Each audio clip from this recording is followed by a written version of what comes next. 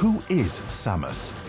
We know what she is, an intergalactic bounty hunter with a knack for contortion, but if I asked you to describe her, what would you say? I know what you wouldn't say. You wouldn't say she's relatable, deep, or charismatic. It's her legendary suit that steals the show and makes her into an icon. But it might as well be empty for all Samus herself brings to the table. Remember Metroid Other M for the Wii? Of course you do. It infamously botched the first proper stab at giving Samus a personality. Fans were divided, and it ultimately bombed. And here's the headache for Nintendo. Flesh out Samus and risk ruining that unique Metroid atmosphere. Keep her shallow and hollow, and it's a wasted opportunity to truly grow the series. She's either a wasted asset hidden in a tin can, or a liability we wish had never stepped out in the first place. Think back to her roots on the NES. Samus was just an 8-bit sprite, like Link or Mario, silent vessels designed for gameplay with zero personality needed. But as gaming grew, so did Metroid. Darker atmosphere, creepier music. It was the environment that really started selling the story, with Samus remaining little more than a shadow moving through it. She's just there, little more than a pair of eyes reflected in a visor. And with Metroid games traditionally struggling to sell like Nintendo's heavy hitters, you have to wonder, is it Samus keeping the series down? Does her lack of depth and relatability make Metroid games tough to invest in for the masses?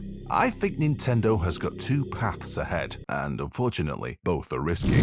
Number 1, the correct path, is Nintendo can double down on Samus as a silent badass. Just keep wheeling out the Metroid we know and love. Keep her nothing more than a trumped-up kitchen utensil covered by several hundred layers of foil. It's safe, and it works. Metroid Dread got this right. She barely opened her mouth, and that game sold pretty well. Or number 2, the actual correct path. Let's have another go at developing Samus. Give her a voice, flesh out her backstory, and check some flaws. Something to make her human, something to make us care. Metroid Fusion dipped her toe. You know, where we zoomed in on Samus's inner thoughts while moving from one area to the next, down the elevators. It felt personal without overdoing it. It was difficult to overdo anything on the Game Boy Advanced. Samus has a better reason for staying quiet than, say, Link. Her childhood was pretty strange. She's often alone, and she's usually focused on more important things, like staying alive. But the amount of times Metroid cutscenes attempt to make us feel something for the woman inside the suit, focusing in on her face in a helpless attempt to convey some kind of emotion, only to have our screens filled with this blank green glow, is evidence that something is missing. Character development doesn't need more voice acting or text. Samus could have moments of growth without ever saying a word. Again, Fusion's transition scenes were pretty good at this. Imagine more moments like these in the 3D games. Samus staring out of a ship window, haunted by her past, or wincing as she patches up a wound. Maybe fear on her face as she gears up to brave a new planet. What about popping some ibuprofen after too much mothballing? There could be a scene where she's rolling her eyes while scraping dead alien juice from her visor. Or maybe we see her hosing down the inside of her suit after a sweaty trip to Norfair. It's got to smell like